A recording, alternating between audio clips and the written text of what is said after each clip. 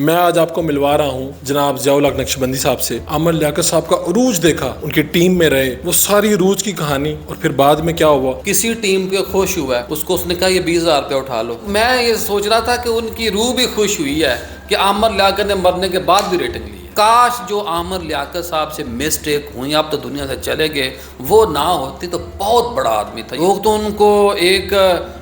مرشد کا، ایک رہبر کا درجہ دیتے تھے۔ اردو پوائنٹ کی ویڈیوز دیکھنے کے لیے ہمارا چینل سبسکرائب کیجیے اور بیل کے آئیکن پر کلک کیجیے تاکہ آپ ہماری تمام آنے والی ویڈیوز سے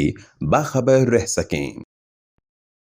السلام علیکم ناظرین، آپ دیکھ رہے ہیں اردو پوائنٹ اور میں ہوں فاروق وڑائچ۔ ڈاکٹر عامر لیاقت صاحب کی وفات ہوئی اور ان کے بہت سے دوستوں نے آ کے اظہار خیال کیا۔ میں آج آپ کو ملوا رہا ہوں جناب ضیاء الحق نقشبندی صاحب سے۔ یہ ان کا دہائیوں پر محیط ہے، ان کے ساتھ تعلق، ان کی ٹیم میں رہے۔ عامر لیاقت صاحب کا عروج دیکھا کہ عامر لیاقت صاحب کو جب سارے ٹی وی چینلز چاہتے تھے کہ وہ ان کے ساتھ کام کریں، لاکھوں روپے تنخواہ لیتے تھے عامر لیاقت صاحب، وہ ساری عروج کی کہانی اور پھر بعد میں کیا ہوا، وہ ساری باتیں ضیاء الحق نقشبندی صاحب سے سنتے ہیں، جانتے ہیں۔ نقشبندی صاحب، پہلی مرتبہ کس طرح سے ان کے ساتھ تعارف ہوا آپ کا عامر لیاقت صاحب کے ساتھ؟ بسم اللہ الرحمن الرحیم۔ سب سے پہلے تو افسوس، بڑا ہی مشکل تھا ان کا صدمہ سننا، پھر جنازے میں شرکت کی، کلوں تک وہاں میں رہا۔ عامر لیاقت پاکستان کی ایک ایسی شخصیت تھی، میرا خیال ہے اللہ پاک مختلف لوگوں کو، جیسا لاکھ میں ایک بندہ ہوتا ہے، کوئی کروڑوں میں ایک ہوتا ہے، تو 22 کروڑ تو نہیں لیکن 1 کروڑ کے پیچھے یہ ایک ایسی پرسنالٹی تھی۔ تقریباً کوئی 18-19 سال کا ان سے تعلق واسطہ رہا، پھر ان کی ٹیم کا حصہ بنا، پھر ان کی 38 گھنٹے کی وائس ریکارڈ کی عامر لیاقت کہانی کے حوالے سے کتاب پوری، جی، اور پھر اس میں تقریباً کئی ہزار میں نے سوال کیے، اور جب وہ بایوگرافی میں کر رہا تھا تو 4.25 مہینے میں ایک ہی ہوٹل میں ٹھہرا، ان کے ساتھ رہا، اور بہت نفیس آدمی تھے، نفیس و طبع بھی تھے، خوش اخلاق تھے، خوش لباس تھے، خوش خوراک بھی تھے، اور سب کچھ تھا لیکن اعتدال نہیں تھا، میانہ روی نہیں تھی، ٹھہراؤ نہیں تھا طبیعت کے اندر۔ ہم نے دیکھا کہ ٹی وی مالکن جو ہیں وہ ان کو ہمیشہ توڑنے کی کوشش کرتے رہتے تھے۔ آپ تو ان کی ٹیم میں تھے، جی، تو آفرز آپ سب کے سامنے آتی ہوں۔ جب جیو میں ماشاءاللہ تھے تو ہر طرف سے ان سے رابطہ ہوتا تھا، اور میں تو انہیں کہتا تھا کہ سر یہاں پہ ٹھیک ہے، یہی ہماری جگہ ہے، یہ ہمارا گھر ہے۔ تو میں نے بڑے بڑے مالکان کو دیکھا، ان کا انتظار کرتے تھے، وہ لیٹ جاتے تھے، ان کو میٹنگ جو ٹائم طے ہوتا تھا، پھر مالکان کو وہ میٹنگ میں چھوڑ کے اٹھ جاتے تھے، اور منہ مانگی تنخواہ، منہ مانگی ٹیم، یعنی کہ ہماری عامر لیاقت کی 80 افراد پر مشتمل ٹیم تھی، اور اس ٹیم کو پھر ہوٹل میں سٹے کرانا، ود فیملی سٹے کرانا، تاکہ میری ٹیم پوری یکسوئی کے ساتھ کام کر سکے۔ یہ بھی ہم نے سنا کہ آج سے کئی سال پہلے عامر لیاقت صاحب کا جب عروج تھا تو تب ان کی جو تنخواہ تھی وہ 50 لاکھ 60 لاکھ سے زائد تھی، کیا یہ بات درست ہے؟ یہ تنخواہ جو ہے ظاہر لاکھوں میں تھی، یہ مالکن بتا سکتے ہیں کہ کیا دے رہے تھے، لیکن اس کی ایک لگ بھگ ہوگی کہیں۔ میرا خیال ہے اس سے بھی زیادہ آفر ہوتی تھی، یہاں تک ہمیں پتہ ہے۔ اچھا، اور یہ بھی پتہ چلا کہ آپ ان کی ٹیم کے طور پہ کام کیا، کتاب لکھی، آپ ان کی شخصیت کو جانتے ہیں، وہ دوستوں کے ساتھ بھی دوستوں کے دوست تھے۔ یہ سننے میں آیا کہ بھئی وہ لٹا دیا کرتے تھے غریبوں کو، کوئی آ گیا یا اپنی جو ٹیم ہے بہانے سے ان کو بھی لاکھوں روپے دے دینا، اس طرح کا بھی دیکھا آپ نے؟ بالکل، ان کے واقعہ ٹیبل پہ ہم نے کئی دفعہ دیکھے، پیسے پڑے ہیں، کسی ٹیم کے خوش ہوا ہے، اس کو اس نے کہا یہ 20,000 روپے اٹھا لو، یہ 50,000 روپے اٹھا لو، اور وہ لٹانے والا زیادہ تھا۔ آج ہم نے ان کی دنیا سے چلے گئے تو ہم ان کی پازیٹیو باتوں کو ذکر کریں، میرے نبی نے بھی یہی فرمایا کہ جانے والے کی اچھی یادیں، اچھی باتیں کرو ان سے۔ تو یہ کہہ رہے ہیں کہ عامر لیاقت صاحب گئے تو تنہا تھے، تو انہوں نے کیا جائیداد یا یہ چیزیں بھی بنائیں انہوں نے؟ یعنی کہ اتنا پاپولر آدمی تو انہوں نے کیا مال و دولت پیچھے وغیرہ کچھ نہیں تھا ان کے پاس؟ یہ تو ان کی اپنی چیزیں ویڈیو موجود ہیں، میں سن رہا تھا، اور میرے علم میں بھی ہے کہ ان کے 2 گھر جہاں ان کی ڈیتھ ہوئی وہ ان کے والد صاحب کا گھر تھا، فیملی کا گھر تھا، 2 انہوں نے گھر بنائے، اور وہاں انہوں نے خود بتایا کہ ان کی جو پہلی بیگم ایک گھر میں رہتی، ایک گھر سے وہ رینٹ آتا تھا۔ عامر لیاقت صاحب کا شخصیت کا کوئی ایسا رخ جس کے بارے میں لوگ نہ جانتے ہوں؟ ان کی بڑی چیزیں تھیں، اور میں اپنے کراچی میں دوستوں سے کہہ رہا تھا اور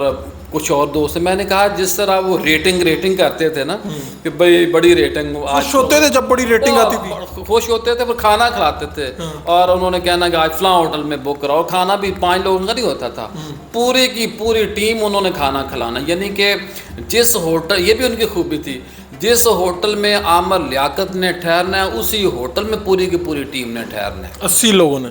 نے ٹھہرنا، اور ان کے خاندانوں نے وہیں پہ ٹھہرنا ہے۔ اور ان کا یہ بھی تھا کہ ریٹنگ میں بات کر رہا تھا، اب جس طرح انہیں ریٹنگ ملی ہے یا کوریج ملی ہے فوت ہونے کے بعد، تو میں یہ سوچ رہا تھا کہ ان کی روح بھی خوش ہوئی ہے کہ عامر لیاقت نے مرنے کے بعد بھی ریٹنگ لی ہے، یعنی کہ وہ خوش ہوتے تھے جب ریٹنگ، میں روح خوش ہوئی ہے، میرا وجدان کہتا ہے۔ آپ نے ایک مرتبہ ذکر کیا کہ ان کی شخصیت ایسی کہ بہت سے لوگوں کو نہیں پتا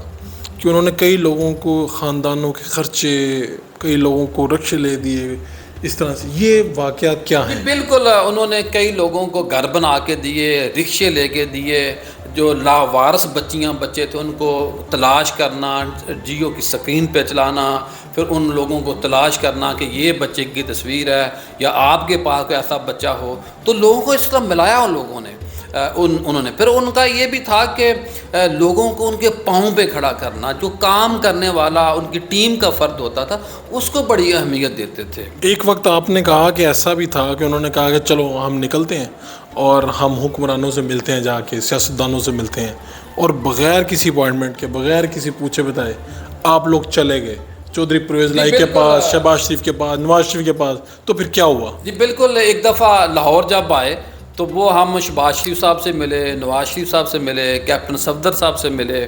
اور جتنے بھی اس وقت رائے ونڈ میں لوگ موجود تھے سارے حیران اور پریشان تھے کہ ہمیں تو یہاں ٹائم لے کے آنا پڑتا ہے، یہ اچانک آ گئے ہیں۔ جب ان کو بتایا بھی گیا کہ بھئی شیڈول میں تو ان کا نہیں تھا، تو اس کے بعد پھر حمزہ شہباز صاحب سے ہم ماڈل ٹاؤن ملے، پھر انہوں نے کہا یار بیلنس کرنا چاہیے، ہمیں چودھری برادران سے ملنا چاہیے، پھر چودھری برادران نہیں کہ صرف گیٹ پہ بتایا جاتا تھا عامر لیاقت صاحب کی گاڑی آئی، تو ایسے بس سیکنڈ لگتے تھے، اور وہ گارڈ بھی خوش ہوتے تھے کہ عامر لیاقت صاحب، یعنی کہ وہ عروج، اور پھر ہم نے زوال بھی دیکھا، بڑی ان کی موت کی بڑی تکلیف ہے مجھے ذاتی طور پہ، اور میرا خیال ہے جس طرح مجھے تکلیف ہے ایک ان کے ٹیم ورکر کے طور پر ان کے ساتھ کام کیا، ویسے ہی میرا خیال ہے 22 کروڑ عوام نے ان کی موت کے دکھ کو فیل کیا ہے، جو ان کے حامی تھے یا مخالف تھے، وہ ساروں نے دکھ میں مبتلا ہو گئے۔ آپ جنازے میں گئے، گھر والوں سے ملے، کیا آپ کچھ مختلف کیا آپ نے وہاں پہ محسوس کیا؟ میں نے دیکھا جی وہاں پہ سارے مسالک کے لوگ جنازے میں موجود تھے، اداکار تھے، فلم کی دنیا کے، ڈرامے کی دنیا کے رائٹر بڑے بڑے وہاں موجود تھے، اور ہر آنکھ رو رہی تھی، اور وہ یعنی کہ ٹیم سے مل کے رو رہی تھی، اداکاروں سے مل کے رو رہے تھے، ہر مسلک دوسرے سے مل کے رو رہا تھا، وہ یہ سمجھتے کہ ذاتی ہمارا نقصان ہوا ہے، کاش جو عامر لیاقت صاحب سے مسٹیک ہوئی، اب تو دنیا سے چلے گئے، وہ نہ ہوتی تو بہت بڑا آدمی تھا، یعنی کہ بلا کا شاعر، بلا کا رائٹر، بلا کا مقرر، اور ان کی جو زبان میں ایک یعنی گانا بڑا اچھا گا لیتے تھے، یعنی کہ کسی بھی فیلڈ میں جو چاہتے وہ کر سکتے تھے۔ اور جب آپ کے پاس لاکھوں کی ریل پیل ہوتی ہے،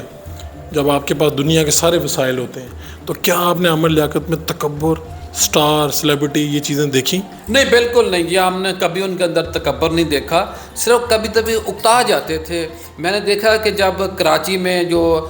رمضان نشریات میں، یا